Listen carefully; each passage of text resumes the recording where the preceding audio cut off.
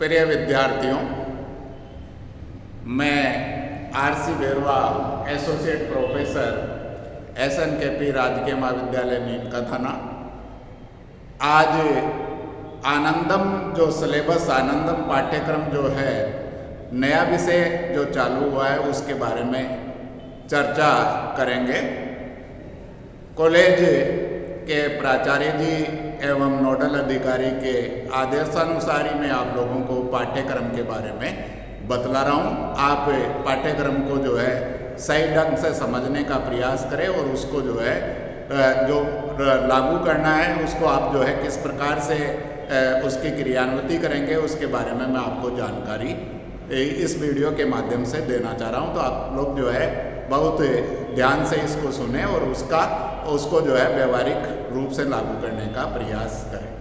College विद्यार्थियों को सामाजिक कार्यों से जोड़ने के लिए कॉलेज के जो विद्यार्थी है, जो नियमित विद्यार्थी है, उनको सामाजिक कार्यों से जोड़ने के लिए आयुक्तालय कॉलेज शिक्षा जयपुर ने नवाचार करते हुए आनंदम कोर्स लागू किया है, जो इसी सत्र जो 2020-21 है, इसी सत्र से कॉलेजों में शुरू कर दिया गया है।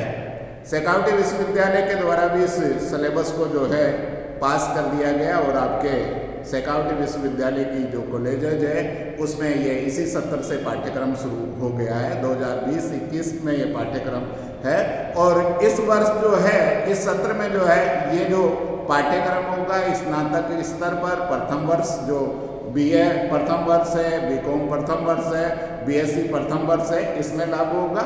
और स्नातकोत्तर जो है PG जो विषय हैं उनमें प्रवेश जो है पूर्वाध जो कक्षाएं हैं, चाहे वो MA पूर्वाध है, MCom पूर्वाध है या MSc पूर्वाध है, इन कक्षाओं में जो है आनंदम विषय लागू होगा। धीरे धीरे जो अगले सत्र में ये विभाग सेकंड में स्नातक स्तर के भाग सेकंड में, थर्ड में, इस तरह से चलता रहेगा। लेकिन इस बार जो है स्नातक स्तर पर पार्ट फर्स्ट में और PG स्तर पर प्रवेश में जो है ये लागू किया गया है। ये विद्यार्थियों के लिए जो शुरू किया गया है, इस विषय की जो खास बात यह है कि आनंदम विषय के मूल अंकों में, जैसा कि आप लोग जानते होंगे कि जो अन्य जो आपके विषय अनिवार्य विषय है, चाहे वो अंग्रेजी है, चाहे वो हिंदी है, कंप्यूटर है या पर्यावरण है, इनके विषय जो है मूल अंकों में नहीं जुड़ते, केवल आपको पास होना पड़ता है। लेकिन इसमें खास बात, आनंदम कोर्स की खास बात यह है कि ये जो 100 अंक है आपके मूल अंकों में जुड़ेंगे।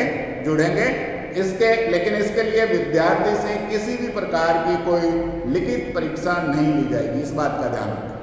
ये नंबर आपके जुड़ेंगे लेकिन लिखित परीक्षा जो है इसकी नहीं ली जाएगी। उसके अच्छे कार्यों का विद्यार्थी जो कार्य करेगा उसके अच्छे कार्यों का ब्यौरा लिया जाएगा। आनंदम आवश्यक विषय है जिसमें प्रत्येक विद्यार्थी को सम्मिलित होना पड़ेगा। विद्यार्थियों को आनंदम विषय के तहत सामाजिक कार्यों का प्रोजेक्ट जो है, जो आपका मेंटर होगा उसको जमा कराना होगा। कॉलेज में जो है प्रत्येक सेक्शन का जो है मेंटर बना दिया गया है। तो जो विद्यार्थी जो है अपने मेंटर से जो है जुड़कर जो है एक प्रोजेक्ट का विषय प्राप्त करेंगे और उस विषय पर जो है एक प्रोजेक्ट तैयार करेंगे और सत्रांत में जो है उस प्रोजेक्ट को कॉलेज में जो है अपने मेंटर को जमा कराएंगे। आनंदम विषय को लागू करने के पीछे जो उद्देश्य रहा है, विद्यार्थियों को समाज से जुड़कर संवाद करने, समाज की समस्याओं को समझने व सुलझाने के लिए उत्साहित करना है। इससे जुड़कर विद्यार्थियों को अपनी रचनात्मकता व संवेदनशीलता प्रकट करने का मौका मिलेगा। यह न केवल विद्यार्थियों के व्यक्तिगत, सामाजिक, नैतिक, शैक्षणिक और सार्वभौमिक विकास के लिए प्रभावी साबित होगा, बल्कि अनेक नेतृत्व के गुण भी विद्यार्थियों में निखर के सामने आएंगे, जिससे उनके कैरियर की संभावनाएं जो है प्रबल होगी। आनंदम विषय में प्रत्येक विद्यार्थी को 2 प्रकार की गतिविधियां करनी होंगी।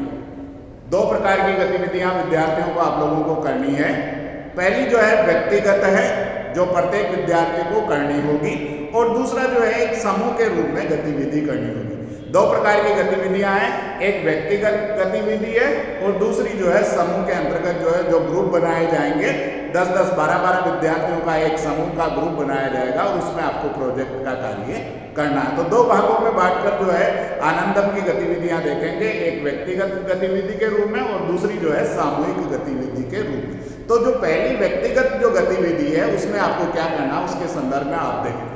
इसमें प्रत्येक विद्यार्थी को एक दैनिक डायरी बनानी होगी, प्रत्येक विद्यार्थी को एक दैनिक डायरी बनानी होगी और जिसमें प्रतिदिन अच्छा कार्य करने का विवरण नोट करना पड़ेगा। आपको कोई भी अच्छा कार्य जो है विचार, अच्छे कार्य का विचार जो आपके मन में आता है उस विचार को आपकी डायरी में नोट करना है और उसके बाद में उस कार्य को जो है क्रियान्वित करना है कि उस विचार को, जो हमारे मन में अच्छा विचार आया है, उसको हम किस प्रकार से करेंगे।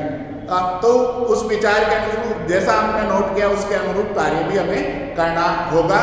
जैसे जरूरतमंद व्यक्ति है उसके लिए कुछ अच्छा कार्य हम करें। जैसे उदाहरण के लिए हम क्या क्या कार्य व्यक्तिगत कार्यों के अंतर्गत कर सकते हैं, जैसे बिजली बचाने का कार्य कर सकते हैं, पानी बचाने का कार्य कर सकते हैं। बिजली चल रही है सरकारी कार्यालयों में जो है तो हम उसको बिजली बचाने के लिए स्विच ऑफ कर सकते हैं। हम बिजली को बचाने के बारे में जो है लोगों को जागरूक कर सकते हैं। कोई व्यक्ति पानी को खोल कर चल देता है तो पानी को बंद करके पानी को जो है फिजूल खर्च होने से बचा सकते हैं, ऐसा हम कार्य कर सकते हैं। प्लास्टिक का कचरा जो है जलाने से व्यक्तियों को रोक सकते हैं, क्योंकि उससे हमें पर्यावरण का हमारा जो है प्रदूषण होगा, हमें बहुत सारे जो है नुकसानों का सामना करना पड़ेगा। उसके लिए हम जो है प्लास्टिक का कचरा जलाने से लोगों को रोक सकते हैं। बुजुर्ग जो व्यक्ति है उनकी मदद कर सकते हैं, उनको दवा देने में मदद कर सकते हैं, उनको पानी पिला सकते हैं, हम जो है उनकी सेवा करके भी जो है मदद कर सकते हैं। कोई बुजुर्ग व्यक्ति है यदि वो सड़क के पार जा रहा है तो सड़क पार कराने में उसकी मदद हम कर सकते हैं। बहुत सारे लोग होते हैं जो पशुओं के प्रति क्रूरता का व्यवहार करते हैं, उसके को पीटने का व्यवहार करते हैं, उसके साथ में हिंसात्मक व्यवहार करते हैं। तो पशुओं के प्रति दया का भाव भी लोगों में जागृत करने का हम प्रयास करेंगे। पशुओं के प्रति जो क्रूरता का भाव हमारे मन में है उसको दूर करने का प्रयास करेंगे। पशु के प्रति दया का भाव हमें होना चाहिए, प्राणी की सेवा करने का भाव हमारे मन में हो, ऐसा भी हम कार्य कर सकते हैं। लोगों को पशु को पीटने से, पशु पर क्रूरता करने से रोक भी सकते हैं। इसके अलावा हम जो है सार्वजनिक स्थानों पर पौधे लगाने का कार्य कर सकते हैं, उन पौधों को पानी पिलाने का कार्य कर सकते हैं, उन पौधों में पानी डालने का कार्य कर सकते हैं। जरूरतमंद जो व्यक्ति है उनको भोजन, पानी, दवा की व्यवस्था उनके लिए हम कर सकते हैं। सड़कों पर कचरा फेंकने से लोगों को हम रोक सकते हैं। तो ये बहुत सारे कार्य हैं जो हम कर सकते हैं और इन कार्यों को करने से हमें क्या होना चाहिए, आनंद की अनुभूति होनी चाहिए। हम जो है कोई भी अच्छा विचार हमारे मन में आ रहा है उसके प्रति जो है मूल जो भाव है कि हम कार्य कर रहे हैं तो हमारी मजबूरी नहीं समझे कि हमें अंक मिल जाएंगे इसलिए हमें कार्य करना चाहिए। ये तो मानव का स्वभाव ही है, क्योंकि मानव स्वार्थी होता है और प्रत्येक कार्य को करते समय वो इस बात को ध्यान रखता है कि मुझे इससे क्या लाभ होगा।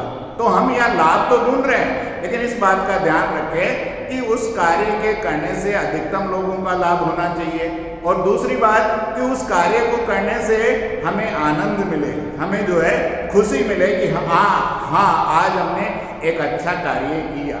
तो ये जो है इसमें व्यक्तिगत कार्यों में जो है मूल भाव छिपा हुआ है कि मनुष्य जो है अच्छा कार्य किस प्रकार से किया जाए, क्योंकि जब तक हम अच्छा कार्य का विचार नहीं लाएंगे और उस विचार को क्रियान्वित नहीं करेंगे तब तक हम जो है अच्छे कार्य की ओर अग्रसर ही नहीं हो पाएंगे। तो यहाँ जो मूल उद्देश्य है कि हम अच्छा कार्य करने का विचार मन में लाए और उस विचार को जो है सही ढंग से लागू करने का भी प्रयास करें। उसके बाद में जो है सेकंड जो है समूह गतिविधि है।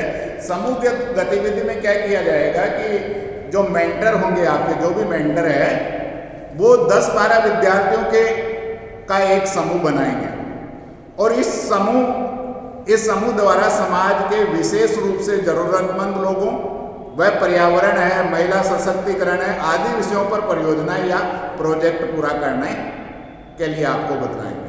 तो आपका जो मेंटर होगा, जो कॉलेज में जो मेंटर नियुक्त किए गए हैं, वो मेंटर जो है आपको समूह कार्य के लिए एक प्रोजेक्ट देंगे और उस प्रोजेक्ट के ऊपर आप लोगों को 10-12 जो भी विद्यार्थी आपके समूह में दिए गए हैं वो सारे मिलकर जो है उस प्रोजेक्ट को तैयार करेंगे, जिसमें आपके मेंटर जो है आपका पूर्ण रूप से सहयोग करने का प्रयास करेंगे। आप उनका जो है सहयोग ले सकते हैं, बार बार जो है उनसे जुड़कर जो है उस प्रोजेक्ट को पूरा करने के बारे में जानकारी ले सकते हैं। तो इस परियोजना किस प्रकार से हम सामूहिक रूप से प्रोजेक्ट करेंगे, वो आपके मेंटर्स आपको विषय देंगे, उनके बारे में हम जो है कुछ विषय बतला रहे हैं। इसके अतिरिक्त भी मेंटर जैसा आप उचित समझेंगे वो विषय आपको जो समाज के हित में उन विषयों पर आपको प्रोजेक्ट तैयार करवाएंगे। तो प्रोजेक्ट तैयार करने के लिए विषय मेंटर से ही आपको लेना है और उनके मार्ग निर्देशन में ही इस कार्य को संपन्न करना है। तो सबसे पहला जो है कि विरासत स्थल है, पर्यटक स्थलों का जीर्णोद्धार किस प्रकार से किया जाए, ये आपका प्रोजेक्ट का विषय हो सकता है। नशा मुक्ति सहायता समूह बनाना, सामूहिक योग साधना के लिए कार्यक्रम आयोजित करना, वर्षा जल व सौर ऊर्जा के प्रति जागरूक करना, लोक कलाओं का किस प्रकार से संरक्षण किया जाए, उनका प्रचार प्रसार किया जाए, चिकित्सा जांच शिविरों का आयोजन करना, पुस्तक है, भोजन है, कपड़ों का एक बैंक स्थापित करके जरूरतमंद लोगों तक पहुंचाना आदि। एनजीओ या सरकारी कार्यालय से भी सहभागिता लेकर हम ऐसा कार्य कर सकते हैं। जरूरतमंद लोगों के जो कपड़ों का बैंक जो है कपड़े की व्यवस्था करना, भोजन की व्यवस्था कर सकते हैं, ये एनजीओ के माध्यम से भी हम कर पाएंगे या सरकारी कार्यालयों से सहयोग लेकर भी कर सकते हैं। साक्षरता कार्यक्रम के बारे में, आजीविका परियोजनाएं, सांस्कृतिक विविधता में एकता है, युवाओं का समग्र विकास एवं आत्मनिर्भरता, संचार कौशल कार्यक्रम है, तकनीकी शिक्षा के प्रति भारतीय युवाओं का दृष्टिकोण,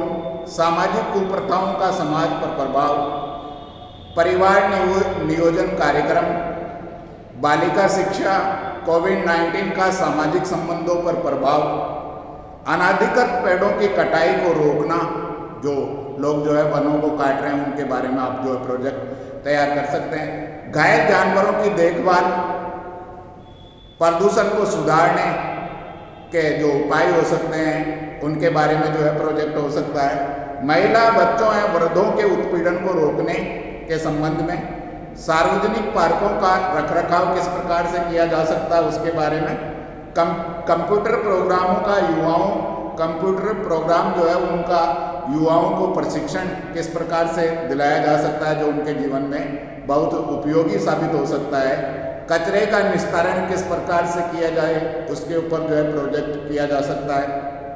कोविड-19 जागरूकता, उसके बचाव के जो उपाय है उसके बारे में, मास्क लगाना है या जो है किस प्रकार से जो है आप जो है दूरी मेंटेन कर सकते हैं, किस प्रकार से हम जो है बचाव कर सकते हैं, इन बातों का जो है इसमें ध्यान देना होगा।